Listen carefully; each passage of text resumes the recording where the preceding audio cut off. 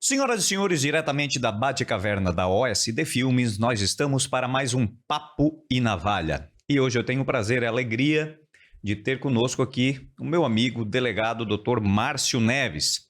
Ele que é delegado, professor universitário, ex-policial penal federal, gosta de cavalos e fã incondicional de Zezé de Camargo e Luciano. Esqueci de alguma coisa, doutor? Basicamente é isso mesmo. E vascaíno também, né? Ah, tá numa fase melhor agora. Contei a minha história de torcedor para um carroceiro, chorou o carroceiro e o cavalo. Nem o cavalo teve piedade, né? Mas enfim, estamos aí, é basicamente isso aí. Beleza. É um prazer tê-lo com a gente aqui hoje. Lembrando sempre que o Papo e Navalha tem o patrocínio da Scolari, que ela tem uma linha de produtos para barbearias e para o homem, né, que gosta de estar num bom ambiente e cuidar bem do seu cabelo. Então tem toda uma linha de shampoos, balme para barba, pente para barba, óleo para barba, pomada capilar. Então você que tem uma barbearia e quer ter produtos de qualidade, chame o pessoal da Scolari. E você que gosta de ter um bom produto para cuidar do seu cabelo e sua barba, procure esses locais para você estar acessando esses produtos. Lembrando também que a Dom Pettini Barbearia, aqui em Criciúma, com 3 unidades, Nações Shopping, Criciúma Shopping e Angelone, também patrocina o Papo e Navalha. Então, que você que quer estar bem alinhado aí, cabelo, barba e tudo mais, procure lá a Dom Pettini. Doutor Márcio Neves, você corta o cabelo onde? Adivinha.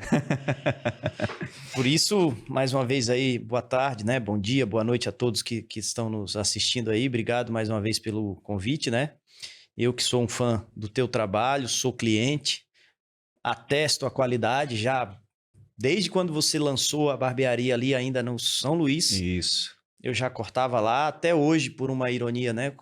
Geralmente com o mesmo barbeiro. Isso. Por conta da qualidade. E, eventualmente, quando ele não pode, troco e vejo pouca diferença. É mais porque Sim. de costume mesmo, né?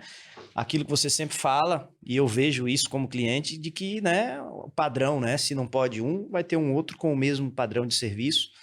E então, eu sou muito satisfeito como cliente também da Dom Pettini. Show de bola. Muito obrigado. Doutor Márcio, o que nessa sua trajetória, você é de Criciúma mesmo? Não, eu sou de Brasília, Distrito Federal. Eu sou goiano do Quadradinho. Olha, bem longe. E o que fez o senhor Como bater diz aqui? o pessoal aqui, sou lá de cima, né? É. Então, eu sou de Brasília, né? Nascido, criado lá. Meus pais foram para Brasília quando Brasília foi criada, né? Fundada. Meus pais são de Minas Gerais, os dois, pai e mãe. Toda ela aí e aí vem aí a minha paixão do manga larga, né? Do cavalo, manga larga machador. E meus pais foram para lá. Minha mãe, na época, passou num concurso para ser professora da Fundação Educacional do Distrito Federal. E aí nasci em Brasília, eu e minhas irmãs, somos em 3. E criado lá. E aí como é que é o brasiliense, né? O brasiliense a gente brinca que é assim. Quem nasce lá, né? Quem vive disso. Quando nasce, se é o menino, né? Nas outras famílias, o menino, em tese, ganha uma bola. Sim. A menina, uma boneca, né? O brasiliense ganha uma apostila de concurso. Por quê? Porque Brasília respira concurso público, né? Por conta de que né, a o capital, poder, né? né, a capital do Brasil, então acumula lá todos esses órgãos do poder da União e também os do Distrito Federal, né? Que é como se fosse um estado. Então, muitos órgãos, então, muitas vagas, concurso o tempo inteiro, o pessoal vai aposentando, precisa de gente e tal. Então, a Brasília né, move, né? Pelo serviço público como regra. E aí, minha mãe concursada, aquela coisa toda, fui fazer faculdade. Eu não fui um bom aluno no ensino médio, reprovei 2 anos. É mesmo? Filho de professora, né? E se não fosse ela, naquela época de vagabundagem, tinha parado de estudar porque, né, quer ir jogar bola, quer fazer alguma coisa e tal. E aí, fiz, né, corrido das matérias que tem matemática, física, né? E aí falei, vou fazer direito. E aí fiz direito. A minha área que sempre me atraiu era a área penal, criminal. Aí eu fiz um concurso, passei para ser policial penal federal. Então aí logo antes de me formar, né, logo que me chamaram e eu fui atuar na primeira penitenciária federal do Brasil, né? Como policial penal federal. Sim. Trabalhei lá durante 2 anos. Continuei estudando, porque a intenção naquela época era voltar para Brasília. Uhum. né? A penitenciária federal fica ali no Paraná, Paraná. no oeste do Paraná, Catanduvas, né? Próximo Só a gente boa lá. Cascavel. Isso. E aí fiquei 2 anos estudando ainda, né? Assim, 1 ano e pouco estudando, fazendo os concursos. E aí passei aqui em Santa Catarina. A ideia era voltar para lá. Sim. E acabei descendo mais, né? Como minha mãe fala. E morei 6 meses em Floripa, fazendo academia. Completei agora 15 anos de Uhum. polícia, né? E aí, quando foi fazer a divisão de vagas, tinha Criciúma. Como eu queria uma cidade que tinha uma estrutura maior, porque se a gente sai de Brasília, Brasília hoje tem 3 milhões de habitantes, Uhum. né? É a terceira maior do Brasil, Sim. perto para São Paulo, Rio e passou Fortaleza, né? É mesmo? Eu não tinha essa noção de Brasília, do tamanho em termos, né? Porque populacional. Brasília é no Planalto, né? Plano Sim. alto, então vai crescendo, não tem os morros, então vai indo, Uhum. tem espaço, né? Sim. Foi projetada lá na época para ter 500 mil habitantes, hoje tem 3 milhões e pouco. Passou um bocadinho. E aí acabei descendo para cá. Eu queria uma cidade maior, que tivesse uma estrutura melhor, assim, acostumado com cidade grande, Uhum. né? Tu ir para uma cidade pequena, sem ninguém, sem nada, né? Sim. Queria alguma coisa próxima ao aeroporto. Na época não deu para pegar Florianópolis, não abriram vaga. Os novinhos não vão Sim, na não janela, vão pegar né? o filé, né? E aí, quando foi a minha escolha, estava aberto Criciúma. E aí eu vim. O que eu conhecia de Criciúma na época? Do Tigre. Aham. Porque eu lembro que o Vasco uma vez veio jogar aqui e levou uma ferroada. Aí eu falei, pá, mas o Criciúma, o Vasco perder para um time de Criciúma, que história é essa, né? Enfim, e aí cheguei aqui, né? Por uma coincidência, tinha um amigo que estudou comigo em Brasília, que por conta da igreja, né? Ele é pastor. Ele acabou vindo pra cá, e aí eu no MSN, quando eu tava na antiga MSN, Aham. quando eu vi, ele botou assim, em Criciúma. Eu falei, cara, eu tô indo pra aí, tal, não tem como me ajudar, preciso alugar um apartamento, alguma coisa, tal. Não, vem aqui, eu tenho um apartamento, eu tô saindo. Até eu entregar, tu fica ali, tal. E aí vim, né? E aí bebi da água do carvão, né, como o pessoal Tomou diz. água da pirita, acabou. Casei aqui, minha filha nasceu aqui. Então, toda a minha vida, né, a trajetória profissional. E aí eu lembro que a minha mãe falava, ó, tem concurso aqui, tal. Eu falei, mãe, não quero mais, eu não vou voltar. Seu filho de chocadeira. Não ficou muito feliz. Mas aí depois, Normal. quando ela veio pra cá e viu a minha adaptação, viu a cidade que é, Criciúma, né, os amigos que eu fui fazendo naquele momento, ela então entendeu e ela acalmou o coração dela e percebeu que, né, os filhos... Se o filho tá bem, então eu tô bem também. E graças a Deus estamos aí. Vamos fazer agora em dezembro, faz 15 anos de Criciúma. Uhum. A cidade que eu escolhi para viver, né? Sou muito satisfeito, fui muito bem recebido aqui pelos criciumenses, tenho grandes amigos aqui, formei minha família aqui. Só tenho a agradecer aí o povo do Carvão. Perfeito. Criciúma é uma cidade fantástica. Eu não sou de Criciúma também, sou de uma cidade aqui perto, mas tem muitos amigos que realmente migram para cá. Jogadores, pessoal que vem jogar no Tigre. Repara os jogadores, né? Eles se aposentam e tal e vêm para cá. Vem para cá. Por quê? Qualidade de vida, é um custo.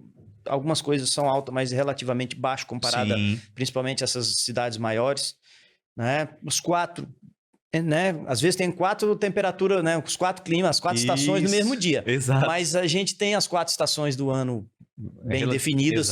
Isso dá uma qualidade de vida. Eu sou de Brasília. Brasília, a maior parte do tempo é quente, né? Sim. No meio do ano, depois do friozinho que dá no inverno, que é uma garoa perto do sul, mas é seco demais, por isso que foi construído o Lago Paranoá lá na época, para poder dar um pouco de umidade, né? Sim. Então, aqui não, aqui você tem essas 4 estações, você vai então vestir 4 tipos de roupa, você vai ter 4 tipos de alimento, né? Então, isso, para quem não tem e que conhece, dá um valor muito grande, né? De repente, quem já nasceu aqui não presta muita atenção para isso. Mas, olha, faz uma diferença, a umidade, tá? Eu morei em Brasília, a umidade do ar lá, dependendo do dia, né? Em mês de setembro, final de agosto ali, chega a 9%, 6%. Meu Deus. Isso é umidade perigoso. do ar de deserto do Saara. Não é? E é perigoso, saúde. E aí, tudo, na minha né? época, hoje não, hoje tem, né, umidificador de ar e tal. Na minha época não tinha, né? Quer dizer, só os ricos ali, assim mesmo, muito pouco, né?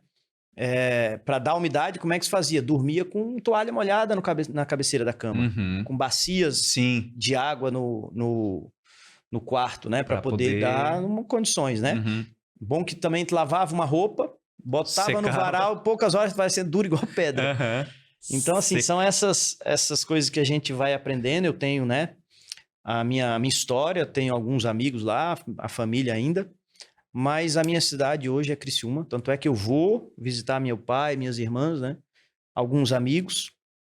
3, 4 dias, vi todo mundo, tal, doido para voltar para cá. Aham. Não tenho mais, né, perdi, já são 17, 18 anos fora, né. Vai perdendo Então, os vínculos. o vínculo com a cidade em si eu já não tenho mais. Eu tenho com as pessoas. algumas pessoas. Perfeito. Uma outra vantagem que eu sempre coloco que Criciúma, você tá relativamente perto de tudo, né? Tipo, a gente tá 2 horas de Floripa, se você gosta de praia e coisas legais. Se bem que a partir de Laguna aqui você já tem praias belíssimas, né? Se você curte a Serra, você está mais 1h30, 2 da Serra Catarinense, a Serra Gaúcha também, mais umas 3 horinhas. Coisa que... Eu acho que é um privilégio a localização. Coisa que se você está numa cidade grande, como você está citando, 2 horas para ir e para voltar é o básico que você leva para ir trabalhar todo dia. Exatamente, eu pegava 2 ônibus para ir, 2 para voltar, às vezes para ir para a faculdade, para o estágio e voltar, né? E, por exemplo, daqui para o Rincão era o que eu fazia muito mais para ir para a faculdade. Sim. Entendeu? E com um tempo de deslocamento muito maior por causa do trânsito, né? Sim. Então, tudo para mim aqui é perto, sabe? Porque eu tenho aquela noção lá. Então, Exato. Tem engarrafamento aqui? Tem também? Tem. Nada comparado a lá. Então, isso dá uma qualidade de vida, né? Quem, de repente, só viveu aqui e não tem essa noção do que é fora de cidade grande... Né? Não sabe valoriza. Não sabe o tão bom que é isso. Isso. Tanto é que eu vou a Floripa, já tive a oportunidade de trabalhar lá, não quero.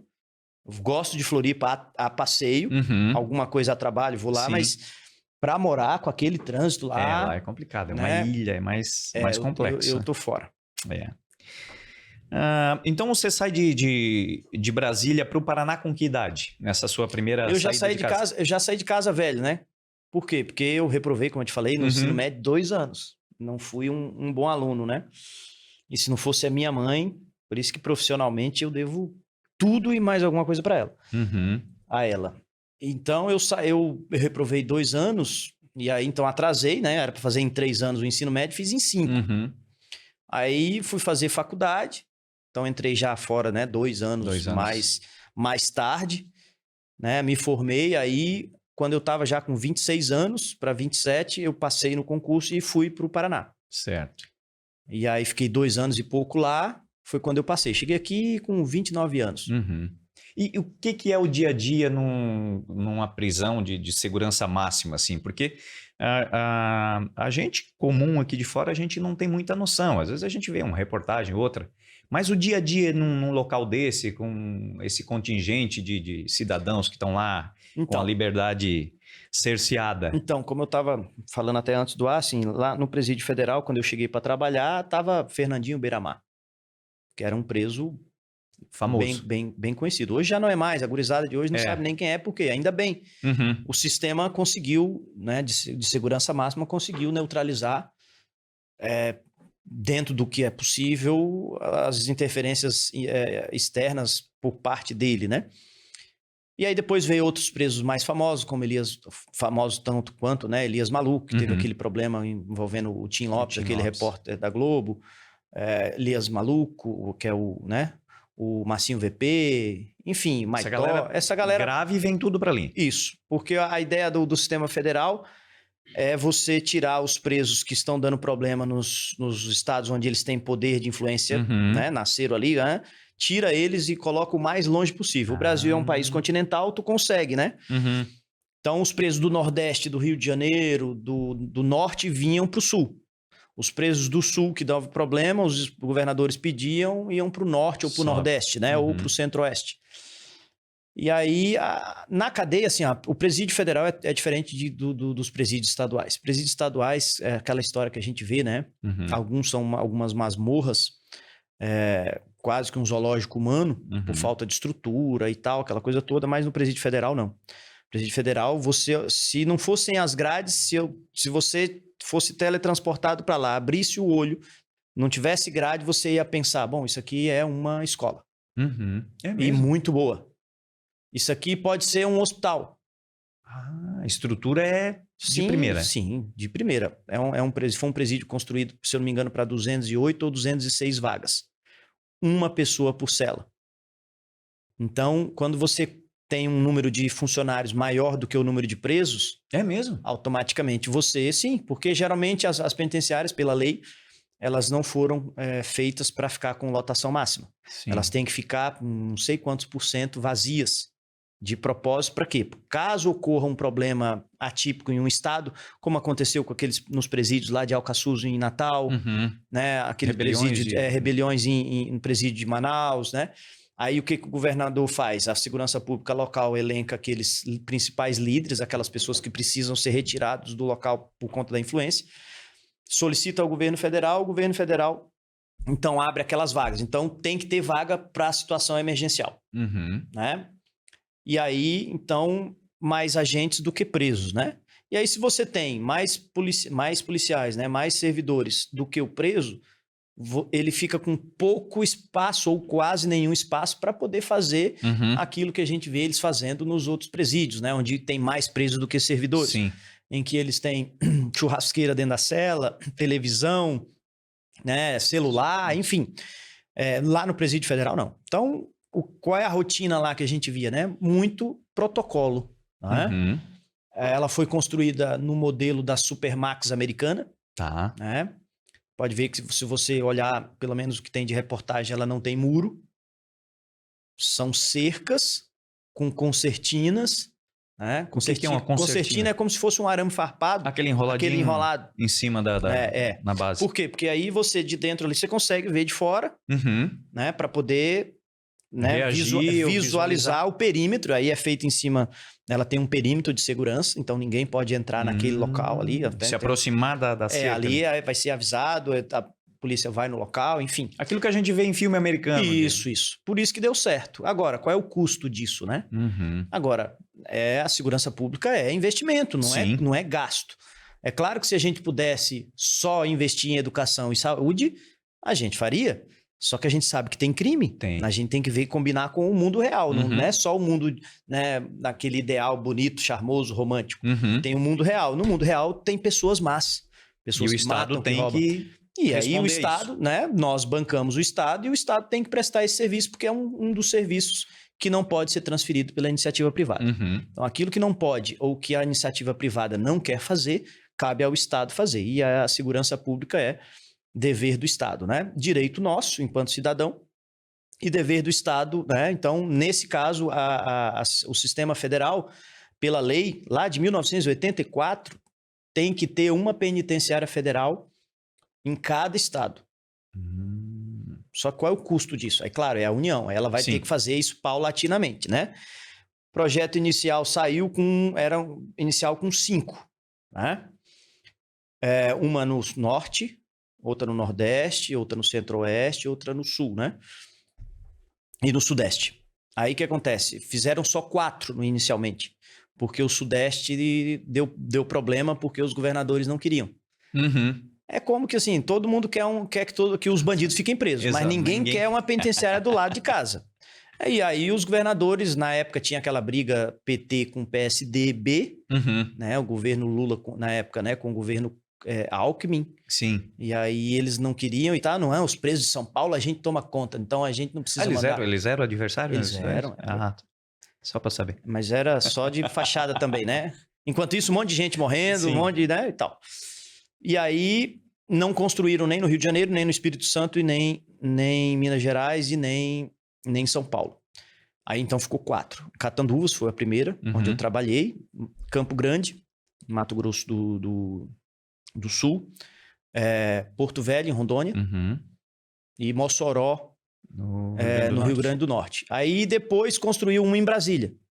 Então agora tem 5, mas 2 no Centro-Oeste. Sim. Né? Falta ainda do Sudeste. Sudeste isso. Depois se acertaram ainda. Isso. Depois que faz uma no Sudeste, aí a lei diz que o governo federal tem que construir penitenciárias em cada estado. E é necessário, tá? E é a única que, não que as outras não funcionem, a gente tem em Santa Catarina um sistema penal muito melhor. Uhum. A gente tem modelos aqui na Penitenciária Sul, o próprio Presídio de Santa Augusta, a Penitenciária Feminina, mas a Supermax brasileira é diferenciada. Sim. Né? Então, É que ela é feita para isso mesmo, né? Para ser acima da média.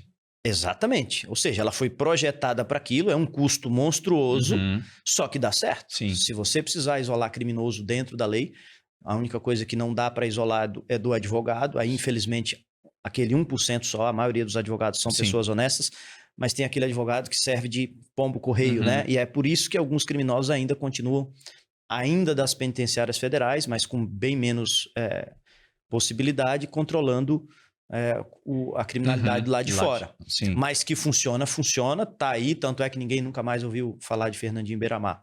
Então era protocolo o tempo inteiro, segurança, né? Não podia ficar conversando muito com o preso, tudo monitorado. Na época, o juiz corregedor e da execução da pena dos presos que estavam ali era o Sérgio Moro. Isso em 2007. No período que eu estava de 2006 a 2008, foi quando eu vim para cá. Eu cheguei lá em 2006 e vim para cá em 2008. Então foi o período que eu fiquei e era o Sérgio Moro que era o juiz corregedor da época, né?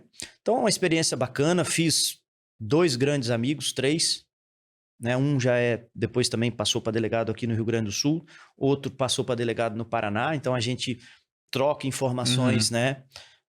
Quando a gente precisa de informações mais rápidas do sistema de um do outro, tudo em prol do serviço, né? Tudo da forma correta.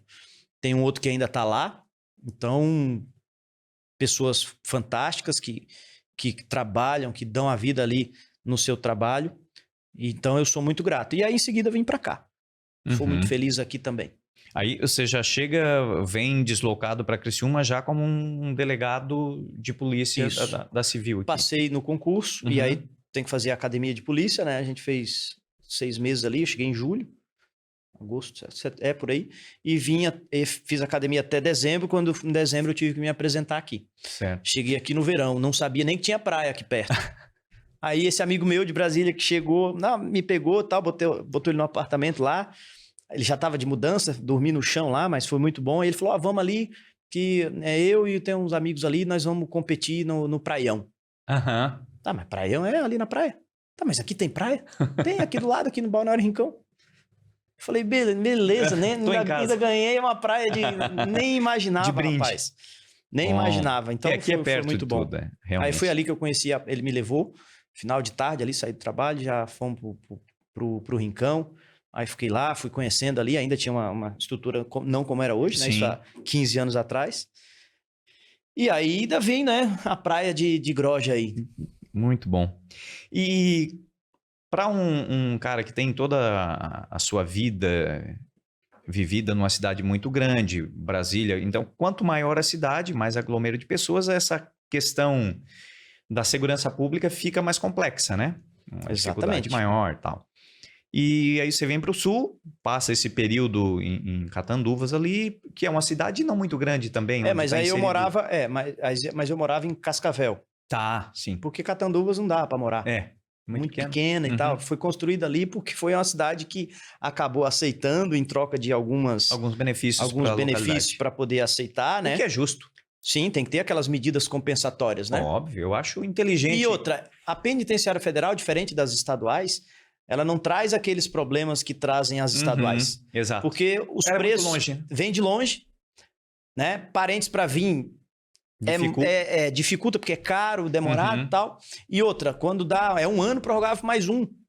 Então, quando os parentes vão e inventa de vir, já joga pro outro. Então, e entra muito dinheiro, porque é um custo toda a funcionalidade praticamente uma mini cidade. Da estrutura. Se bobear, o que se gastava com a penitenciária era mais do que o PIB da cidade. E isso gera impostos para o município. Impostos, alimentação. Então, ou seja, todos os serviços que era tudo público. Por isso que não entrava nada de droga, arma, nada, porque preso, família não pode levar nada lá. Ao contrário dos presídios estaduais, o Estado é que banca tudo. Entendi. A comida é tudo, é licitação, tem a empresa, então emprego direto, indireto, né? Os policiais foram morar, aluguel, compra de imóvel, escola, alimentação. Sim, tem que ter uma estrutura toda. Então, a cidade trocou, né? Receber uma penitenciária em troca disso, né? Mas aí eu tava morando em Cascavel. Só que aí eu já sentia uma diferença muito grande. Tu sai de uma cidade de 2 milhões, na época tinha 2 milhões e tanto, para uma cidade que é maior, Cascavel é maior do que Criciúma. Sim. Tem 100 mil habitantes a mais. Mas comparado a 2 milhões, tu sente aquela diferença, né? É a cidade que tem aquele aeroporto, mas é um aeroporto pequenininho, então você não consegue, né? Você tá em Brasília, tá em São Paulo, tu tá no mundo, né? Tu vai ali, pega e voa pro mundo. Voa para qualquer ponto. E ali não, né? Agora, sabe o que eu mais senti de mudança? Coisa boa, e eu tive que me adaptar, mas ainda hoje, ainda sinto falta. Porque assim, em cidade grande, Daniel, ninguém dorme, assim, a cidade não dorme. A cidade é 24 horas. Então, aí o que acontece? Eu fazia 2 estágios, ia estudava à noite, então, que hora que eu ia fazer alguma coisa de compra no supermercado? Era de madrugada. Chegava 10 e meia, 11 horas da noite da faculdade, já descia no ponto de ônibus e ia direto no supermercado e tal, fazia as compras, chegava em casa ali 1h, meia-noite e tanto. E se tu quiser fazer a compra às 2 horas da manhã, tem, porque lá tem supermercado 24 horas. E quando eu cheguei, tanto em Cascavel quanto aqui, eu senti isso, porque, trabalho o dia todo, beleza, vou tomar um banho agora, vou no supermercado. Já foi. Aí eu olhar 10 horas da noite, quando eu chego no supermercado fechado. Mas antes disso, foi engraçado, eu fui fazer compra, e cheguei antes na época fechava às 9. Sim. Eu cheguei antes, beleza, tô lá fazendo compra e tal, daqui a pouco, eu olho o supermercado vazio e um monte de funcionário assim, ó. Só de braço cruzado e fala assim, né? Porque eles querem ir embora, né? E aí eu olhei, tive que pegar e passar a compra e, enfim. É uma facilidade que é importante para quem já era acostumado. Mas a gente sabe que não é uma cidade que tem essa demanda. Exato, o empresário faz o cálculo, por que ele vai deixar aberto se para ele não vai vira prejuízo e não, né? Então, é uma coisa que eu sinto falta, mas acabei me adaptando. É assim, eu cheguei, vamos dizer assim, cheguei na casa dos outros, eu tenho que me adaptar às regras da casa dos outros, né? Não sou eu que tenho que chegar e dizer que tem que ser assim, né? Sim. Mas, enfim, me adaptei, mas é uma coisa que eu sinto falta. Às vezes, vou ali no supermercado. Tá fechado. Mas é uma coisa, assim, que a gente tem que se adaptar. Mas na balança entre prós e contras... o que eu vejo que a nossa região aqui é uma região muito segura, né? Só pró, assim, em comparado, né? Bem menos contra, né? É claro que, assim, a gente sabe a estrutura, até onde pode ir uma cidade com a nossa estrutura. Mas ela tem muita coisa de cidade grande. Sim. Com aquelas coisas boas de cidade pequena. Né? Então, por exemplo, Criciúma hoje, ela tem universidade. Sim. 3 universidades, 4, né? Dependendo, né? Então, se tu chega, quando tu é um empresário, então tu vai mudar para uma cidade, você quer saber como é que a tua família vai ficar. Isso. Não, peraí, a cidade tem escola? Isso, é coisas que pesam na decisão. Sim, né? Você vai investir, eu preciso investir na cidade. Né? Tu é um empresário e eu vou morar lá, porque por enquanto até, né, beleza. Aí tu olha a cidade, né? Bom, a cidade, como é que é? O índice de violência dela. Como é que tá as escolas? Tem boas redes de escolas? Tem. Né, para os funcionários, para meus filhos, tem. Universidade, tem. A rede hospitalar. Criciúma tem uma boa. Sim. Né? É claro que para algumas coisas mais complexas a gente vai precisar, se for o caso, ir para Porto Alegre, Floripa, São Paulo, né? Mas a gente tem uma estrutura para o tamanho da cidade muito boa, né? Sim. Grandes supermercados, entendeu? Então, tu consegue viver muito bem aqui. Sim. Né? Com aquelas coisas boas de cidade menor. Né? Que é a criminalidade de estar na rua. A cultura aqui é muito boa, essa cultura do italiano, né? Do imigrante europeu, que ao contrário de alguns imigrantes de outras regiões, eles vieram para trabalhar, eles não vieram expulsos, eles não vieram banidos do país por conta de crime, como teve alguns portugueses que vieram para o Brasil por banimento. Isso. Tá condenado, cometeu o crime aqui, a tua condenação é ir pro Brasil e nunca mais voltar. A tua prisão é o Brasil. Um cara que sai assim, ele vem com a cultura do trabalho? Não. Agora, via de regra, o italiano que veio para cá, eu fui estudar, né? A gente foi conhecendo a história. né? Dos italianos que vieram para cá, os poloneses, alguns alemães, né? A gente tem a região aqui. São pessoas que vieram em busca de trabalho, não vieram... Pessoas humildes na grande maioria, mas com uma outra cultura coisa de que trabalho. eu aprendi aqui, comida italiana, aí umas amigas me levaram, vamos comer uma comida italiana. Aí eu pensei, pizza, lasanha, espaguete, né? Aí chega lá, galinha com polenta. E é bom. Mas aí eu pensei, mas que comida italiana é essa aqui? Aí ela, não, isso aqui não é a comida que tu conhece, a comida aqui é do italiano pobre, que tirou do sustento da própria terra, que é o quê? Da galinha. E o milho. Né? E o milho. Então, assim, né? E é gostoso isso. Bom, demais. Eu gosto, cara. Então, a gente... Galinha dura ainda, né? Tem que ser a galinha... Por quê? Porque é a galinha tirada do terreiro ali, aquela criada solta, 6, 7 meses para te matar o bichinho. Não é hoje igual como a gente pega aí dias, 30 dias. De granja, né? Faz toda a diferença, né? E eu cresci com isso também, na fazenda do meu pai e tal. Então, me adaptei muito, a culinária aqui é muito boa. Em que pese a mineira também seja, né, as minhas 2 preferidas. Isso eu não abandonei. Certo. Então vem dessa tua vivência no coração do país, digamos assim, esse teu gosto também pela política. Porque Brasília é o coração do Brasil nesse quesito, né? Mas eu vou te dizer que o meu interesse, assim, na política, não de participar, em algum momento eu até pensei, voltei e tal, mas de participar da tomada de decisão, de se envolver nas questões, né, políticas, foi mais aqui, né? Porque aí tu estuda um monte de coisa e tal, no papel tudo é bonito, tudo funciona. Tudo tá ali certinho no livro, aquela coisa maravilhosa, aí quando tu vai trabalhar, e tu vê os problemas que precisam ser resolvidos. E como que se resolve esses problemas sociais, problemas que não podem ser resolvidos pelo dinheiro privado? Tomada de decisão. E onde que as decisões são tomadas? Na política. Se você não participar, direto ou indiretamente, das tomadas de decisões, tu vai sofrer as consequências das decisões que os outros tomam. Exatamente. Então, num regime democrático, a gente tem que participar de alguma forma, direta ou indiretamente, não necessariamente na condição de candidato ou de político eleito, mas na condição de cidadão atuante, né? Como pagador de imposto, a gente tem esse dever também. Né? E aí, eu aprendi também em Criciúma, porque o criciumense ele é muito envolvido na política. Se não diretamente, mas na participação, né, de cobrança, de reclamar, de apontar erro, de propor soluções, né? Aprendi isso também muito no rádio. O criciumense gosta muito do rádio. Né? Pessoal falando assim, que é o rádio para notícia, né? É claro que veio a internet logo em seguida, que acaba dividindo, mas o rádio continua forte. E aí as notícias envolvendo a decisão, né, as coisas da cidade, e aí envolvendo a segurança pública, as decisões que estruturam a minha instituição, elas passam por decisões políticas, de aprovação de lei. Então a gente sabe o que está errado, o que está ruim para mim trabalhar com o meu policial, se eu tenho gasolina, se eu tenho viatura, se eu tenho, né, equipamento de segurança, se a unidade está correta, se eu consigo atender bem a população pelo número de demanda. Então a gente começa a participar levando essas demandas para quem pode tomar decisão ou quem pode chegar a quem pode tomar decisão. Então veio daí, não de Brasília. Né? De Brasília eu queria o concurso mesmo e trabalhar e ganhar o dinheiro, né? Certo. Não fui ser jogador de futebol, não tive esse talento e também não virei artista para ser cantor, né? Pois é. Não sou um Gustavo Lima da vida. Vontade não faltou. Faltou talento para as coisas, né? E aí, claro, mas aí cada um tem as suas decisões de acordo com os dons que Deus dá, né? Parabéns para esses que foram, né?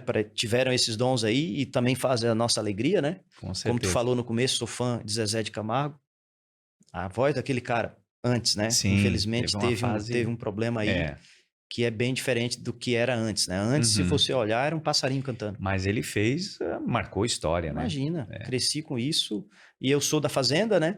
Vindo, né? E é conterrâneo, né? Nasci em Brasília, tudo, mas assim, tá dentro de final de semana e férias e tal, era pra fazenda. Aqui o criciumense vai pra praia, via de regra, né? Seu pai tinha fazenda lá? Tinha uma fazenda. Né? Meus tios também tinham, então a gente, férias, só todo mundo do carro e Minas Gerais. Então, cresci com esse mundo sertanejo, né? Inicialmente lá com os Milionários do Zé Rico, que é bom. outro que eu sou muito fã, é o Zé Rico. Infelizmente faleceu. Sim. Garganta de Ouro. É. E eu sou desse sertanejo raiz. Eu não gosto muito desse sertanejo universitário. Esses universitários, eles não se formam nunca. Pois é, rapaz. E aí foram pra universidade, mas não melhorou, né? Esse aí não. Até uma música ou outra eu gosto, tal, né? Mas não é aquele sertanejo raiz que Chitãozinho Chororó, Christy Ralph, a galera... Leandro e Leonardo, a dupla, né? Anos 90, né? Tonico Tinoco, Isso. Cascatinha Ana. Esse aí, fomos mais longe agora. Mas eu gosto também, então, é a música que eu gosto de ouvir. Trio Parada Dura. Isso. Sabe? São Chico Rei Paraná, João Mineiro e Marciano. Eu sou desses aí. Dessa época. Então, na época era naquela fitinha que a gente tinha que... Né, rebobinava na caneta, com a caneta, né? Botava no toca-fita do carro e ia pra fazenda escutando. Estamos se entregando aqui as idades agora, né? Mas é uma Já tinha auto-reverse no Del Rey na época? E o meu pai tinha um Del Rey, rapaz. É mesmo? E a gente ia pra fazenda, o Del Rey que eu lembro até hoje a placa do carro. E aí a gente ia pra fazenda, botava ali a fita, ia cantando, voltava cantando. Coisa boa. São coisas que marcam, né? E aí aqui em Criciúma é que eu tive a condição de conhecer o Zezé de Camargo e o Luciano. Hoje... Faz pouco tempo, né? Eu vi uma postagem sua na época. Sim, mas isso já tem uns 10 anos, o primeiro show, segundo show que eles vieram aqui, aí eu liguei pro secretário de... Liguei pro Chororó, que faleceu, infelizmente. Gostava demais dele. Foi o que me proporcionou isso. E a partir dali a gente começou a ter uma amizade. Faz 30 dias agora que ele faleceu, né? E aí como eles precisavam do alvará ali, aí eu brinquei, vem cá, Chororó. Não sai esse alvará se você não me botar no camarote do Zezé de Camargo e Luciano. Aí ele brincou, não, vamos lá. Aí eu liguei na época, o secretário de Cultura, porque foi no dia que eles vieram aqui, que eu conheci eles, foi no show que teve no centro de eventos ali. Tá, no Zé Jair Conte. Isso, aí o show foi no ginásio. Foi no ginásio. Isso, eu fui naquele, eu fui lá. Aí eu liguei pro doutor, era o doutor Júlio Lopes. E aí o Chororó, aí ele chamou o Chororó e tal, e aí eles me colocaram, fui o primeiro naquele dia. Tinha um monte de gente lá, e aí eles me colocaram, fui o primeiro a entrar, eu e minha mulher. Tem uma foto disso, e depois eu conheci um amigo que é muito amigo deles, e aí acabei tendo mais relação com eles, fui agora em Porto Alegre, a gente ficou no mesmo hotel, ficamos lá depois no saguão, fomos pro camarote deles que bacana. lá. Então foi aqui em Criciúma que iniciou essa história. Esse contato mais próximo aí de um ídolo, né? Mais uma coisa que Criciúma me deu. Bacana. Tá. Vindo para cá, essa questão da qualidade de vida de uma cidade menor, porque às vezes a gente está tão dentro do nosso mundo aqui, da nossa bolha, digamos assim, que a gente não tem a percepção do quanto que a cidade é boa. Exatamente. Mas o sul, Santa Catarina, quando a gente vai para fora, assim, não sou de viajar muito, mas quando a gente sobe São Paulo, vou a trabalho, alguma feira, alguma coisa, o pessoal sempre fala, tu é do lado rico, tal. Né? O país tem essa visão. Nossa. Brasília tem essa visão. Brasília, né? Aí, claro, mais assim, Balneário, Florianópolis, Guarda do Embaú, né? O que aparece, né? É o que aparece.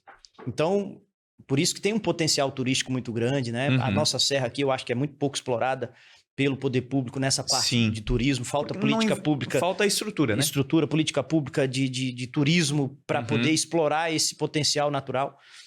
Mas, enfim, então o brasiliense tem essa mente, é a Suíça brasileira. Né? E chegando aqui, eu vejo a diferença. Tu vai subir no país, o Brasil ainda é um país desigual. A gente tem uma região que é mais desenvolvida, a região sul é mais desenvolvida, por uma série de fatores, entre eles o clima, muita água. Pode ver que chove direto, chove até demais. Né? E aí tu vê outras regiões que não chove nada.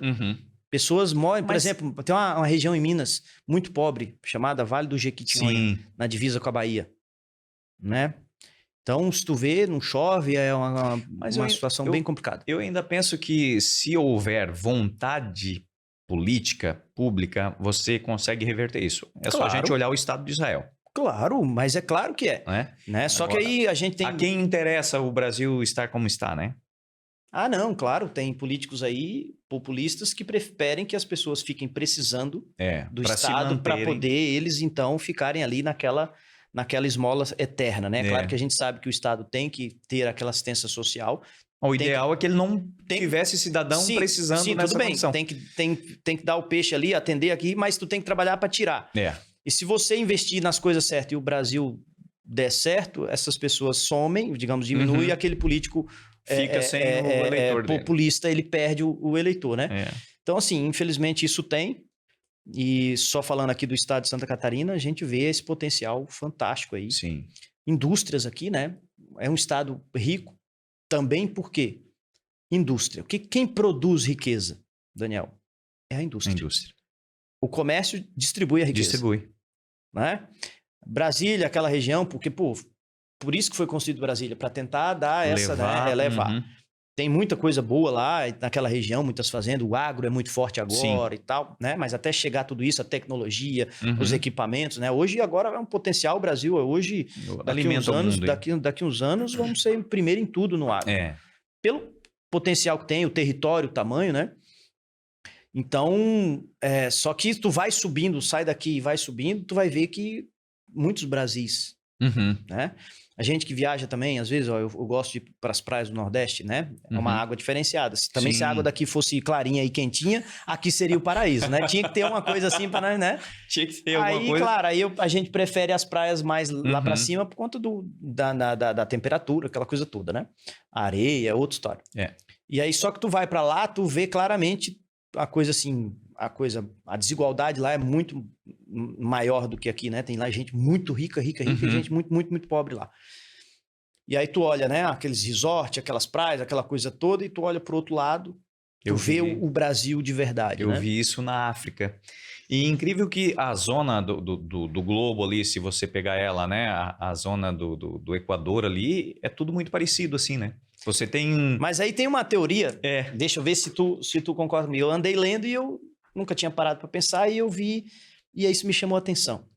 As regiões frias se desenvolvem mais rapidamente. Pode pegar. Aí o cara, eu vi um cientista falando, ele falou, o frio faz as pessoas sair da zona de conforto, porque senão elas morrem, porque senão elas passam necessidade. Só sobrevive. Ela vai ter que trabalhar e se preparar para o inverno. Então, ali obrigaram as populações. Aí, se você for olhar, onde tem calor direto, desenvolve menos. Não porque as pessoas têm menos capacidade, é porque não tem tanta necessidade. Não há necessidade. Zona tropical, você tem... Pode pegar aí, qual país tropical quente ou região quente que é desenvolvida? Você só vê aí a Austrália. Só. Que é o novíssimo mundo, né? Sim. Agora o resto, tudo pobre. Aí o que a gente tem de melhor do Brasil? Por conta também do clima, desses né? fatores. A região sul. Então, beleza, o que o governo tem que fazer? Claro que tem que fazer os investimentos corretos e tal, para que a região Nordeste também, com aquele potencial que tem, lindo porque que são pessoas trabalhadoras, né? Claro. O problema é que sofre da politicagem da pior espécie. E aí, se você olhar... A política que impera na região Nordeste é a política do populismo, da corrupção, do socialismo, ou seja, aquilo que não dá certo em lugar nenhum do mundo, tentar implementar lá, qual a consequência? Corrupção, violência e pobreza. E é incrível que é o seguinte, né? A despeito de ser a área mais pobre do país, mas os políticos que comandam o país, via de regra, são de lá. E não da parte que comanda financeiramente, que é São Paulo, Minas, Rio e o Sul. Exatamente. Mas isso assim, é um fator interessante. É um fator interessante, mas tu tem que parar para pensar também assim, o que na política faz isso, né? Por exemplo, eu fui a Maragogi, que é na Alagoas. Muito bonito, é uma das praias mais bonitas do Brasil. É o Caribe brasileiro. 26, 27 graus a água. Cristalina, coisa mais linda do mundo. Aí tu olha na BR, tem a BR-101 lá, né? Tu olha na parte onde tem os resorts, a praia, paraíso. Tu olha pro outro lado da BR, a pobreza, né? Eu não vi uma casa rebocada, quanto mais pintada. Meu Deus. Né? E aí, tu vai ver o estado de Renan Calheiros. Renan Calheiros está na política desde o final dos anos 70. Não larga o osso nunca. Fernando Collor, família e tal. Como é que um cara... E um estado daquele pequeno, poucos eleitores... Um estado pobre, apesar de ser lindo e ter um potencial, uma política da pior espécie, um cara que chegou à presidência do Senado, que interfere, que faz tudo e aquilo, né?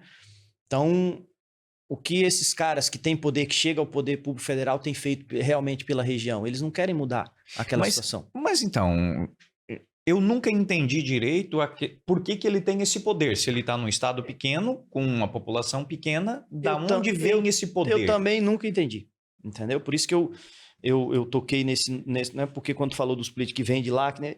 Esses caras ainda mandam. Sim. E o Estado continua. Você tem José Sarney, que os Barbalhos. Os Barbalhos.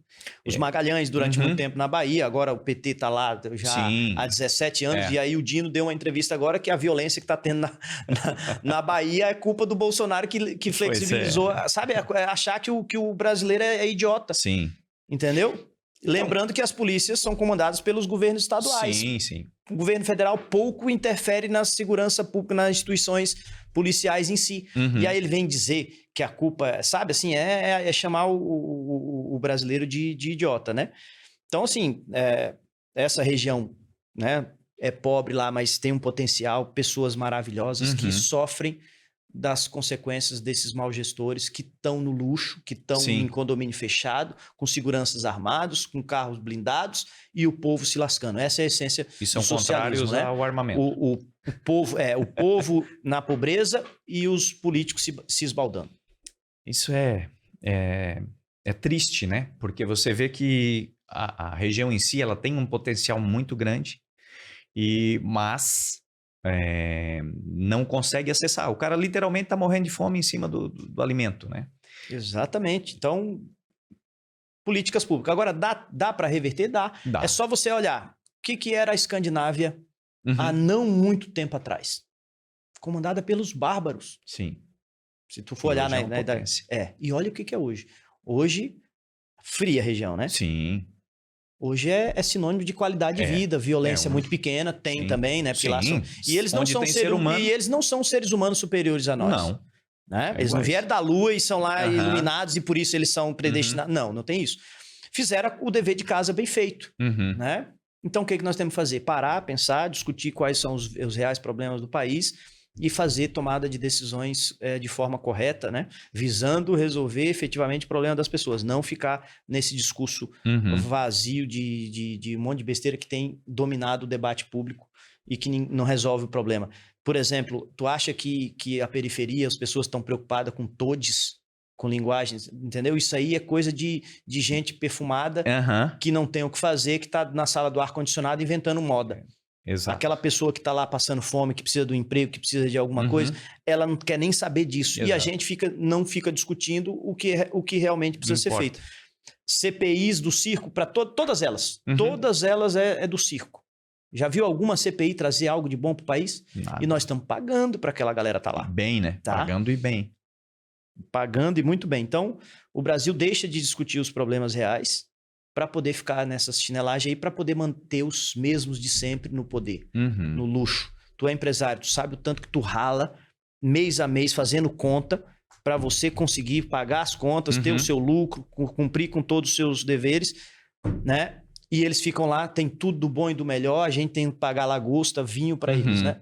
E aí falta dinheiro aqui na escola, na creche, falta leito aqui no hospital, entendeu? Então, a gente precisa levar a sério esse debate no Brasil. Perfeito. Doutor, um ente público, um policial, por exemplo, ele não tem folga, né? Ele é policial todo o tempo, né? Assim como um médico, né? Isso. Né? Uma coisa é ele estar de serviço, né? Tem horário e tal, porque óbvio. ninguém Mas se ele vê uma necessidade, ele tem que agir. Exatamente, né? A lei diz que por conta, né? A lei, e aí quando a gente assume o cargo, tem lá os deveres, e aí a gente assume uma posição que a gente chama de garante, né? Então, o bombeiro, o policial, o médico, ele tem o dever de agir em situações de perigo, de saúde e tal, né? Mesmo fora de serviço.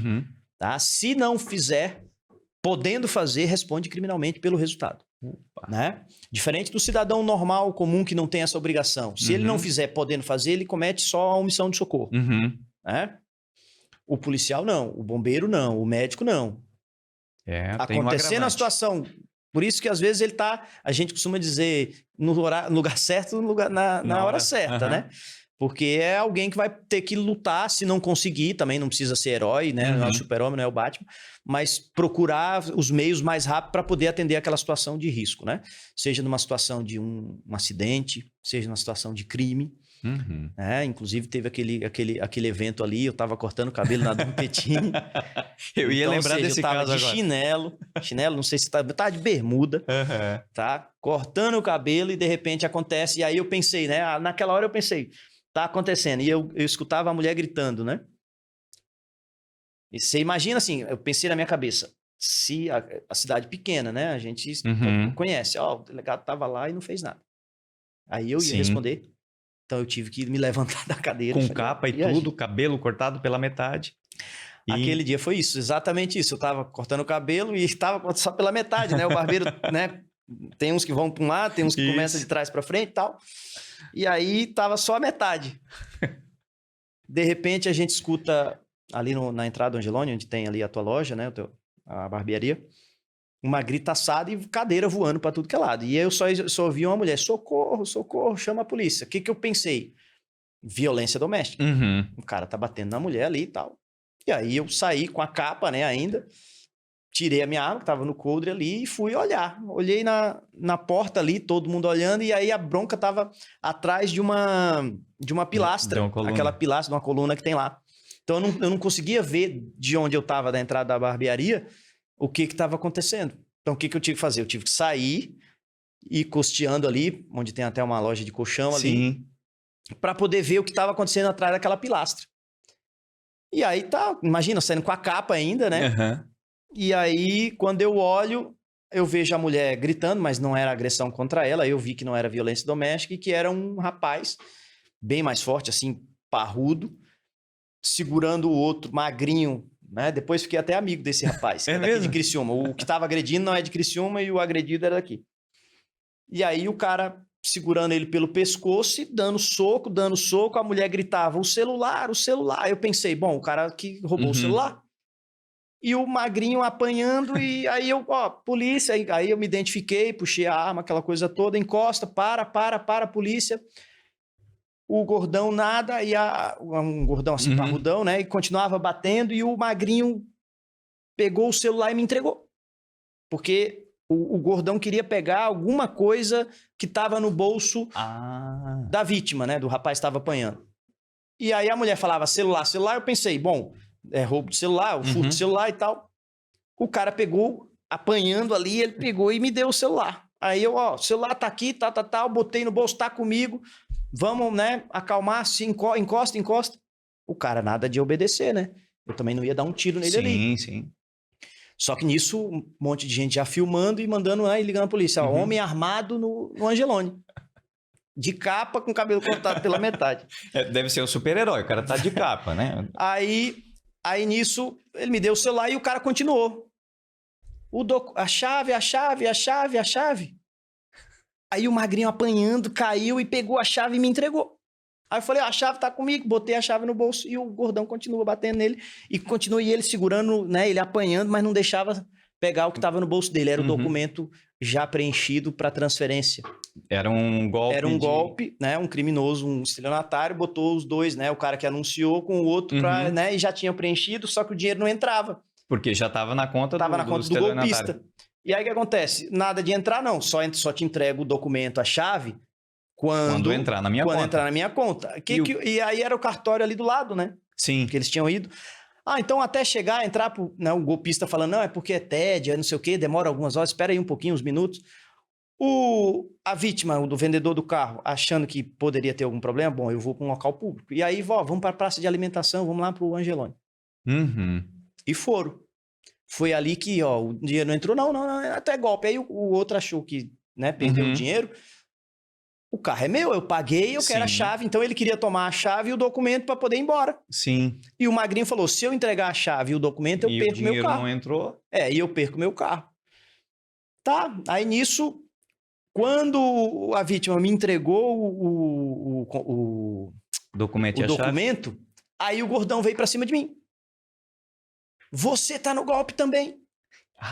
Ele te identificou como um parceiro do Isso. Aí eu não ia dar um tiro nele ali, né? Só que também não podia deixar ele chegar perto de mim, porque a regra, né, a literatura, né, as regras policiais, assim, você não pode deixar o cara tomar a arma de você. Né? Então, se afasta e tal. E aí eu botei a mão no peito dele assim, botei a arma no coldre e fiquei... E nisso ele veio pra cima de mim, me pegou pelo colarinho, né? E ele era um cara Sim, forte. parrudo, né? Eu pequenininho assim, e ele puxa, eu não ia dar um tiro nele ali. Nisso eu consegui botar a arma no coldre, segurei ali, eu falei assim, posso apanhar aqui, mas A né, arma ele a não arma pega. ele não vai tomar. E aí, puxa daqui, eu só com a mão, né? Só com o braço esquerdo. E ele com os dois me puxando aqui, meu óculos caiu, ele pisou em cima, né? Tava pendurado na A camisa. camisa. E aí ele rasgou a minha camisa. Nisso vieram os seguranças do Do Angeloni. Aí seguraram ele, ó, senta aí tal. Aí nisso eu já liguei pra polícia, aí os policiais, não, já estamos chegando aí foi avisado que era eu, né? Aí os policiais já chegaram mais, né? Porque Mais até então, tranquilo. ó, um homem armado no Angeloni. E aí os policiais chegaram logo em seguida, aí eu fui saber o que era. O que era o golpe, né? Esse golpe que a gente chama aí da internet, estelionato eletrônico. Uma pessoa anuncia um produto, o golpista entra em contato, diz, ó, quanto é que tá no carro? O carro, eu quero 20 mil. Tá bom. Vou pegar esse carro em repasse, eu vou passar para outra pessoa, porque eu tô... Tá, então, ó, pode tirar o anúncio, que eu vou mandar o rapaz aí só para olhar o carro, se ele aceitar, você só vai transferir depois que o dinheiro entrar na sua conta. Aí o cara, a vítima, beleza. Ele então pega aquelas fotos, baixa e faz um outro anúncio, no mesma plataforma. Só que com, vamos dizer assim, metade do preço. O outro vendedor olha o carro que ele já tá olhando, beleza, o carro aqui é abaixo do preço, peraí, vou lá olhar o carro. Olha, por que tá barato assim? Não, porque eu tô pegando em repasse de um negócio, então eu não vou ficar com o carro, eu quero vender rápido. Só que, ó, você vai lá olhar o carro, mas o negócio é aqui comigo, não fala nada pro outro, e ele então manipula as duas vítimas, né? Sim. E aí, então, pode ir e tal, pode transferir. Aí ele fica, né, com os dois. Né? O dono do carro, ele fala, ó, só pode preencher, mas só entrega quando cair o dinheiro na sua conta. O cara, tá, beleza. Ó, aí a outra vítima, ó, pode transferir para mim, que aí eu já autorizo ele a te entregar o documento, já tá preenchido aí no cartório, vocês estão aí. Beleza, a vítima deposita o dinheiro. E tchau, o bandido já bloqueia os dois e os dois ficam ali esperando. Não entrou o dinheiro. Não, mas eu já paguei. Tá, mas cadê? Paguei aqui. Não, mas essa conta não é minha. Aí descobre o golpe. Foi ali que aconteceu essa situação. E eu tive que intervir justamente por isso, né? Se eu não interviesse naquele momento, poderia ter acusado de omissão, né? De omissão ali, e por lei responderia, certo, né? Por essa omissão, né? Um outro fato marcante na nossa região aqui foi o assalto ao Banco do Brasil. Você estava aqui já na época e teve alguma coisa... Aconteceu debaixo da minha janela ali. Então, consegui ver... Não sei se você se lembra que teve um vídeo que circulou de dos criminosos ali perto do São Bento. E aí a vítima foi abordada no carro, ela se apavorou e correu e eles atiraram. Fui eu que filmei da janela do meu apartamento na época. Então, a gente acompanha aquilo tudo de perto, né? Os criminosos tiveram a sorte ali porque eles tiveram o fator surpresa a favor deles, né? Sim. Pode ver que aquele em Varginha, o fator surpresa foi da polícia, foram 28 bandidos neutralizados pela polícia lá. Né? Teve uma tentativa também frustrada em Garapuava, aqui no mesmo molde, só que lá a polícia conseguiu, e lá eles não levaram nada. Tentaram ali no Mato Grosso, 28 dias de perseguição policial, quase todos os criminosos mortos, um monte preso, não levaram nada. O que decide, então, o sucesso do crime por parte deles? É o fator surpresa. E aí teve o fator que aqui era meio que inédito também, né? Não tinha um histórico muito grande antes, exatamente, né? Mas aí é o fator surpresa. Eles se prepararam bem, tinham uma informação de que tinha um valor considerável que valeria a pena todo aquele investimento que eles fizeram e fizeram da forma correta ali, né? Tem um monte de gente presa. O problema é que agora colocar os criminosos que estavam ali na cena do crime juridicamente, o pessoal da polícia, da DEIC ali, tem já uma quadrilha bem mapeada, né? Tanto é porque são os mesmos que fizeram não aqueles que fizeram na cidade de São Paulo ali, que eu esqueci o nome. Lá era outra... Ourinhos? Acho que foi em Ourinhos, não. Foi uma cidade ali em São Sim, Paulo, mas eu era lembro outra da... quadrilha. Aí o de Guarapuava parece que tem alguns, né? Uhum, Enfim, então aí já é porque são poucas pessoas que fazem isso no Brasil, né? Primeiro que uhum. tu não pode abrir para todo mundo, Sim. sob pena de vazar. Segundo que Uhum. como envolve muito dinheiro, tu não vai querer sair distribuindo para Exato. quem não conhece. Então né? Uma Tem galera muita gente presa fechada. já. A dificuldade realmente recuperar o dinheiro, porque eles, Uhum. né, escondem, lavam, enfim, Sim. aí e para lavar tem que pagar. Aham. Então eles desse dinheiro líquido, né, para poder conseguir lavar, eles são bons na execução, mas são ruins de lavar dinheiro. Quem é bom Exato. de lavar dinheiro é político. Uhum. Tudo dentro do seu métier, É né? que daí eles que criam a regra, né? Tudo do métier, né? Então aí para lavar se gasta muito. Gasta um percentual. Se você olhar aquele que eles chamam de roubo do Banco Central, né, Uhum. lá de Fortaleza, na verdade não foi roubo, foi furto, né? Sim. Pode ver que todos foram presos, só tem um que não foi porque ele está foragido. Uhum. Recuperaram boa parte do dinheiro. Por quê? E eles perderam muito dinheiro lavando, Sim. porque tem que pagar para lavar, né? E hoje está mais difícil ainda para lavar por conta do controle, né, que tem. Hoje tudo filma, tudo deixa rastro. Então fica mais caro ainda. E dinheiro físico, né? Já não é muito comum hoje. Pelas transações e tal, hoje né? a maioria é cartão, é Pix, e hoje para você lavar, tu tem que, né? Se tu começa do zero, qual é a origem do dinheiro que tu empreendeu ali? Exato. É difícil porque tem que declarar. Você tem que ter uma razão, né? Se você chegar num empresário que já tem e dizer, ó, eu te dou o dobro disso aí para, né? O empresário vai falar, pô, eu tô bem aqui, por que eu vou pegar dinheiro para depois me complicar? Exato. Alguns até fazem, mas aí depois tu consegue, né, rastrear. Então fica mais difícil, né? Então a gente espera aí que nos próximos meses, né, pode demorar um pouco mais, esses criminosos acabem sendo presos, alguns mortos antes, né? Mas eles se matam tudo. Naquele do Banco Central de Fortaleza, eles se mataram tudo. Sim, entre eles mesmo, né? Por quê? Porque entre os criminosos estavam sequestrando os próprios criminosos para poder pegar a parte deles do dinheiro, né? Então, né, já muitos deles serão presos. E já tem alguns daqueles que estão presos? Eles tentaram também, ia fazer um outro aqui em Joinville, né? Lá a polícia conseguiu pegar antes, pegou todos os carros, né? Mesmo estilo, que tá. Mas Pouca arma, mas muito explosivo. O principal cara que mexe com o explosivo, que era o cara especial deles ali, tá preso. Estão investindo muito dinheiro para tentar tirar esse cara, com advogado, com vai daquilo, né? Então, mais cedo ou mais tarde, eles vão se dar mal. A inteligência anterior ao fato aqui não conseguiu pegar nada? Nesse caso aqui, não. Né? Eles conseguiram fazer muito bem feito, eles vieram, né, muito antes, voltava, né, e tal. As armas vieram desmontadas de conta-gotas, entendeu? Carros vieram poucos dias antes ali, e aí para pensar, né, não é comum a gente ficar abordando, a não ser que tenha uma denúncia, né, carros grandes assim, porque não são carros que facilmente se misturam no meio dos outros. Um carro popular para tu pegar é difícil. Agora já um grandão, então os bandidos até nem roubam, a não ser para fazer coisas assim específicas. Ninguém vai roubar uma Ferrari. Sim. Porque onde for andar com ela, aparece, né? É fácil de perceber. Então não é um carro visado. Pode ver que o seguro é caro mais pelo dano, não pelo roubo, né? Exato. Já os carros populares aí, eles se misturam, né? E aí eles precisaram, para não chamar a atenção, vieram com esses carros grandões blindados, né? E aí acabaram conseguindo fazer o que eles fizeram. Mas já muitos serão presos, alguns já estão, parece que tem mais de 11 presos. Poxa. Envolvendo isso aí. Outros eles foram presos em outras ocorrências, outros já foram mortos, enfim. Mais cedo ou mais tarde, muitos deles acabam sendo presos. A resolução de crimes na nossa região aqui, ela é muito boa, né? Poucos crimes Por conta de que a população é muito boa. Sim. Porque a cidade é muito boa, organizada. A maioria das pessoas não compactuam com o mal feito. Tanto é que caso grave, primeiro porque a gente para fazer tudo, né? Sim. Segundo que a população ajuda. Né? Então, por exemplo, a gente teve vários casos aí recentemente que a gente recebia ligação de pessoas, eu tenho o vídeo aqui, eu olhei, eu tenho o vídeo aqui que pode ajudar, o cara passou por aqui.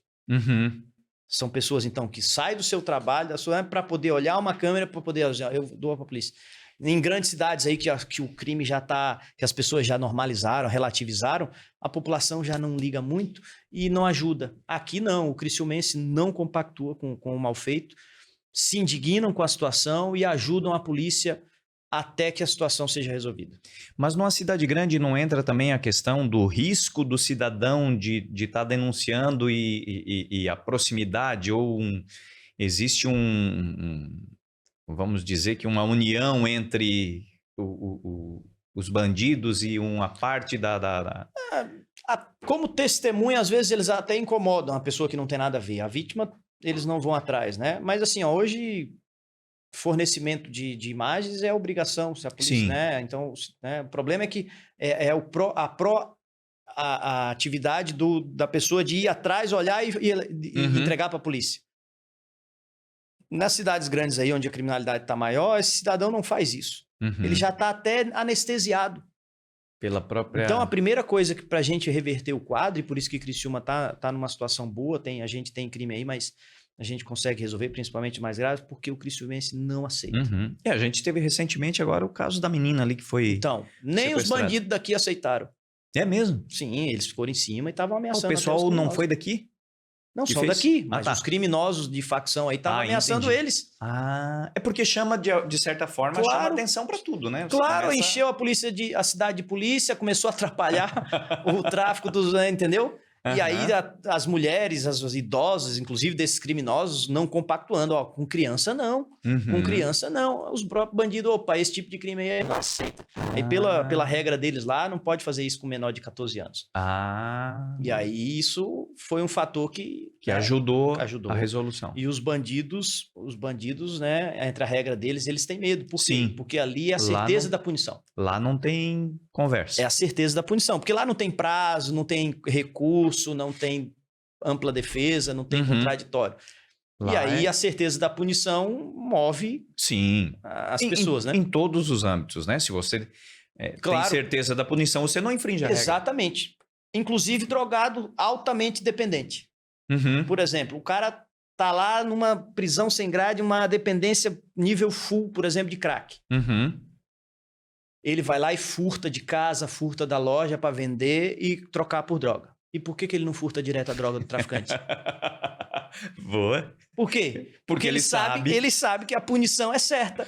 Então, ou seja, mesmo a certeza da punição, ela consegue frear até o cara dependente crime. Que está fora da razão em certo sentido. Ou seja, para tu ver, a certeza da punição, ela faz até o drogado dependente não agir daquela forma. Ponderar e... Tem alguns que até pegam, só que depois eles se lascam. Sim. Então, esses dependentes aí de crack, nesse grau que eu estou falando aí, são pessoas perigosas em que sentido? Porque eles matam e morrem com uma facilidade muito grande, né? A principal chaga da sociedade hoje é a droga, é o tráfico? Eu diria que o tráfico é porque do tráfico brotam vários outros crimes. Então, claro que o principal é o tráfico, mas outros problemas da sociedade hoje que a gente tem que enfrentar, da sociedade moderna, é a depressão, né? A depressão está trazendo muitos problemas para uma série de famílias, né? Mas na questão criminal, realmente é o tráfico. O tráfico é porque do tráfico brota homicídio, brota assalto, brota extorsão, brota tráfico de arma, entendeu? Brota... É que o cara que tá lavagem de dinheiro, entendeu? Ameaças, lesões, enfim. É como se a gente chama isso na teologia, tu que é ligado aí à religião, é como se fosse um pecado capital. Dele... Por que é pecado capital? Porque dele surgem vários outros pecados menores e veniais, digamos assim, né? O tráfico é um nascedouro de crime. Do tráfico, pode ver, os homicídios que a gente tem aí, pode pegar para mais de 98%, tá? Ou tem a droga como pano de fundo, um ambiente em que tem a droga, ou é a droga a causa. O fator principal. Entendeu? 90 eu vou dizer assim, muito mais de 95, tá? Eu tô falando, às vezes, não é a causa, mas tem o pano de fundo. O pano de fundo. Sim.Ela tá no conjunto da obra. É pessoas que usam droga que tá no meio desse mundo violento. Tá? E isso não é tratado pelo Estado como deveria, porque é realmente difícil? Ou há um uma cena de amor entre os atores. Não há uma vontade política para realmente resolver o problema. Realmente é um problema difícil, complexo. Não existe solução fácil para isso aí. Tanto é que se tivesse, certamente já tinham implementado. Então é um problema complexo demais, não tem uma solução fácil para isso, faz isso que vai resolver.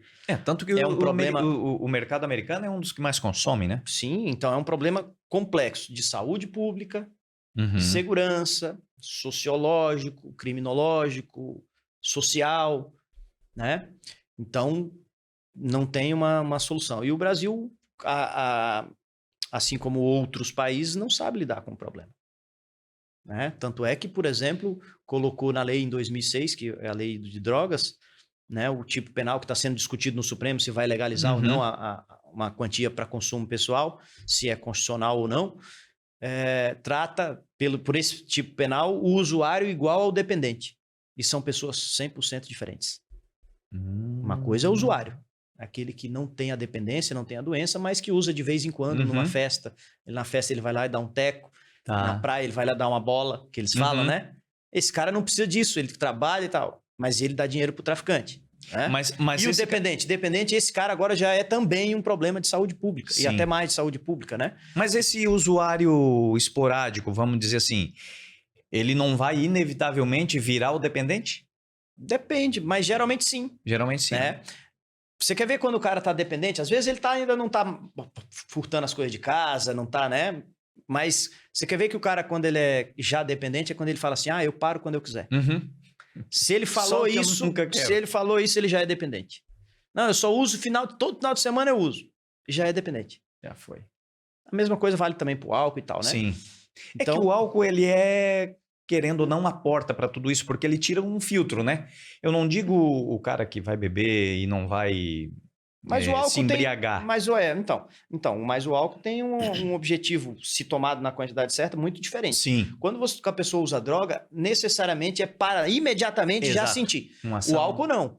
O álcool você pode tomar 1, 2 cervejas no teu almoço porque tu gosta ali e tal, e tá tudo certo. Você não tem o objetivo de embriagar. Sim. O problema é a embriaguez porque ela tira o teu filtro, né? Sim, ou seja, o excesso. Então o problema não tá, pelo menos no primeiro momento, na substância. A droga, o problema é a substância em si. Né? Por isso que eu sou... Ela é rápida, né? E aí tem os níveis. Se tu tira a capacidade de discernimento da pessoa, essa pessoa já coloca em risco não só a vida dela, mas também a vida de terceiros. Por isso que eu sou radicalmente contra o uso recreativo, a legalização para uso recreativo. Sim. Eu acho que para medicinal já era para ter assim, até burrice a gente não ter. Cara, se é para cuidar, se é para saúde, com médico, com pesquisa, que história é essa? Até porque todos os remédios são drogas, né? Exatamente. Não há por exemplo, que o nome da farmácia é drogaria. Exatamente. Por exemplo, a morfina, que é um remédio para dor, um dos mais antigos do mundo, mais eficaz do mundo. Ele vem de onde? Vem da papoula. A papoula é a mesma planta que faz a heroína. E por que a maconha não pode para fins medicinais? Sim, exato. A papoula pode e a maconha não? Tô falando para fins medicinais. Mas uso recreativo não. Mas é que essas questões, elas pegaram uma pecha ideológica, né? Mas aí é que tá. Uma coisa é aquele discurso raso, aqueles latidos de internet, que eu também, né, às vezes me envolvo e acabo andando latindo na internet. Mas numa discussão séria, né, para fins medicinais, não tem lógica do Brasil ainda não estar mexendo nisso, autorizando médico e tal. Tem muita gente aí que, por pesquisas, né, médico dá e tem que pedir autorização judicial para usar um remédio só porque veio da... Né? Eu acho que chega sofrendo é tenebroso. Imagina, se é para saúde, pode ser qualquer coisa, desde que, claro, é para melhorar a saúde da pessoa e com o médico que receitando, né? Perfeito. E aí nada mais justo do que as empresas fabriquem isso, controlado, tudo certinho, para que médicos possam receituar se é para o bem das pessoas. Exato. Outra coisa é para uso recreativo, né? Porque traz uma série de doenças, não tem nada de bom nessa história. E não deu certo em nenhum lugar, né? Essa história de recreativo. A própria Holanda anda repensando a sua política. Por quê? Porque dá problema, entendeu? E a maconha, né? Que o pessoal gosta de falar. Tem um estudo muito sério, escutei de um psiquiatra da USP, chamado Valentim, esqueci o sobrenome dele. Ele afirma, inclusive afirmou isso no Roda Viva, tá? Estudo sério, a maconha no meio de criança e adolescente aumenta em 300% o risco de esquizofrenia.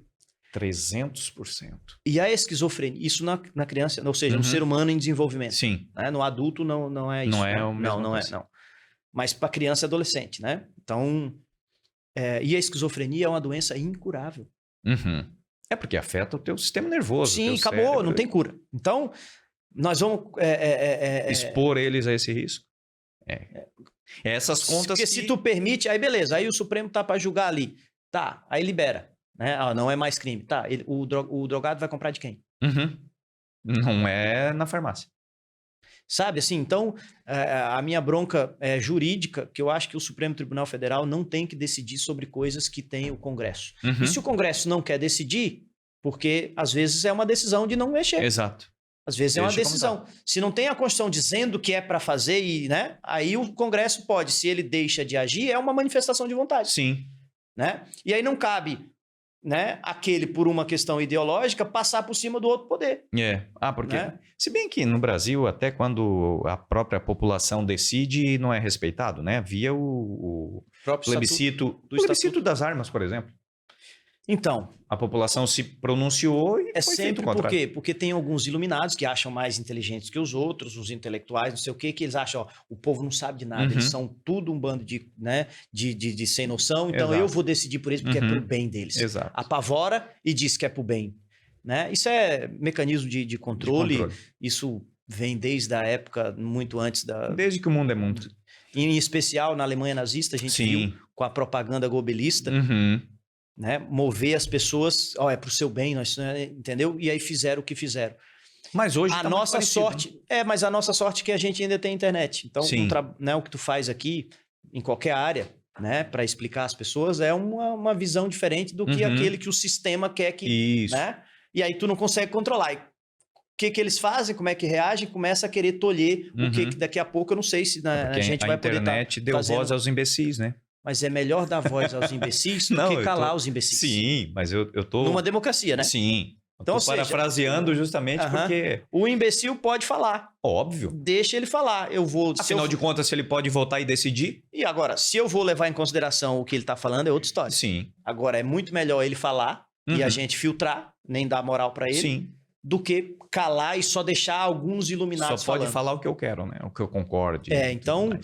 É uma crise que a gente está passando, né? Tomara que a gente tenha maturidade. Eu acho que o Senado agora começou a reagir. Aprovou ali no marco temporal. Que absurdo aquilo. Famílias com 100 anos na terra, com propriedade lícita, escritura, tudo certinho. Daí a pouco vem e diz, não, aquilo ali tem que devolver para o índio. Então, vai devolver tudo para o índio, porque quando chegamos aqui em 1500, tudo era deles. Exato. Vamos levantar então, não é questão, e vamos voltar para a Europa. Isso aí não é problema é a Europa aceitar nós de volta. Isso. E não é questão, Daniel, de sociológico ou antropológico. Isso é questão de segurança jurídica. Né?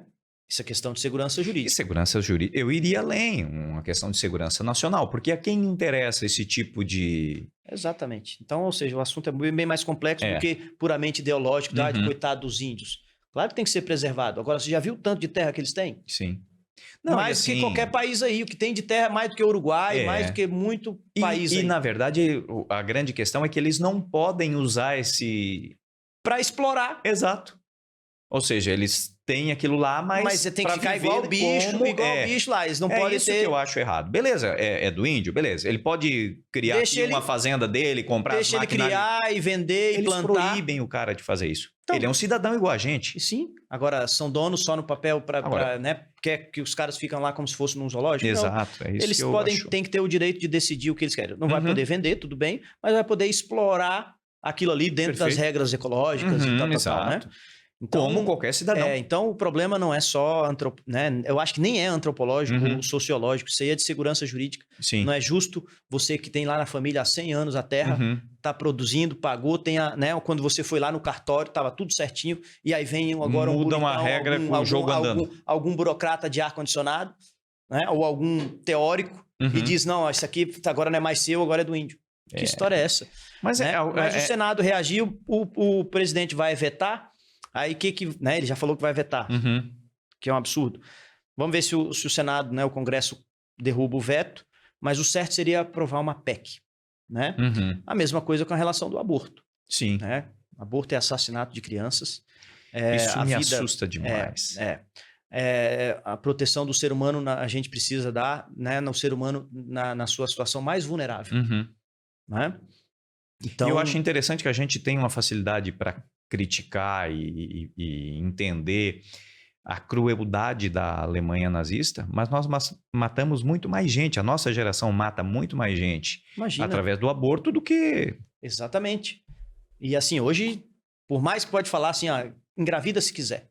Tem todos os mecanismos hoje e tal. Meu corpo, minhas regras. Sim, o seu corpo, suas regras. Agora, o corpo do neném é de outro. Exatamente. Alguém tem que proteger. É outro corpo. Alguém tem que proteger. A Constituição fala direito à vida. Não fala quando. Exato. O que dá para travar? Porque do jeito que vai tá andando aí, parece que o STF vai aprovar isso aí, né? Até a 12ª semana. Né? Poucas semanas já dá para ouvir o coração. Sim. Tá? Geneticamente, a pessoa tá prontinha. Ela já nasce pronta, né? Já tempo prontinha, né? E nutrição, a diferença. E a gente não tá falando só do corpo, não. Tem, né? Aí, claro, entra outros aspectos, mas tudo bem, vamos trabalhar só com a questão, né, genética ali. Tá prontinha a pessoa. Então, o que pode ser feito? O Congresso fazer uma PEC, só que é muito mais difícil do que dar uma canetada. Por que a esquerda gosta de governar agora com o STF? Porque dá uma canetada de cima para baixo. Não precisa convencer ninguém, né? O cara não precisa fazer audiência pública. O cara não dá canetada pensando se vai ser reeleito daqui a 4 anos. O Congresso é que tem que mexer nisso, né? E aí eu acho que deveria passar uma PEC para dizer lá, né? O direito à vida desde a concepção. Que aí acabava com essa história e o STF não poderia mexer nisso, né? A ministra que saiu agora, saiu com a mão suja de sangue, igual né? Pilatos, quando ele disse que lavou as mãos, né?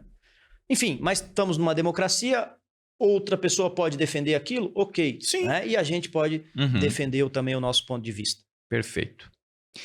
Meu querido, o tempo passa voando, né? E eu queria te agradecer demais por esses momentos que a gente teve junto aqui. Espero a gente ter outras oportunidades, porque assunto não faltam, né? Exatamente. Mas sempre um prazer lhe ouvir e estar conversando com você, né? Esses momentos que a gente passou aqui, várias vezes que a gente já conversou lá na empresa, e é sempre uma aula, né? Já que você é um professor universitário, falar que é uma aula é uma redundância, né? Mas é sempre um prazer em lhe ouvir. E quem quer acompanhar o Dr. Márcio Neves, redes sociais, como que faz para lhe achar? A minha é mais restrita, né? Porque não sou pessoa pública de ficar, né? Não sou político, enfim, também não é o meu perfil, né, profissional para essas coisas, né? Mas eu que agradeço aí o convite. Tu é um cara que eu admiro demais, porque é um empresário que começou ali e trabalha, a gente acompanha, trouxe um produto diferenciado para a cidade, né? Foi um dos primeiros e depois veio, né? A gente sabe que isso aí é uma onda, né? Para fazer uma coisa diferente para nós homens, né? Então, faz com sucesso, faz com padrão e a gente, né? Posso falar como cliente, né? Se eu achasse que fosse ruim, já tinha mudado. Perfeito. Então, estou aí já há muitos anos, né? Desde quando você fundou ali. Então, parabéns aí pelo teu trabalho, pelo trabalho que tu faz também dentro da igreja, em prol das pessoas, tá? Cidadão que a gente admira demais. Meu querido, muito obrigado. Vindo de você, eu fico lisonjeado, né? Muito obrigado mesmo de coração. E você fica aí mais uma semana aí aguardando o nosso próximo entrevistado, mas não esqueça aí de curtir, compartilhar esses nossos conteúdos e comentar aí o que você está achando, tá bom? Forte abraço, boa semana aí, fiquem com Deus.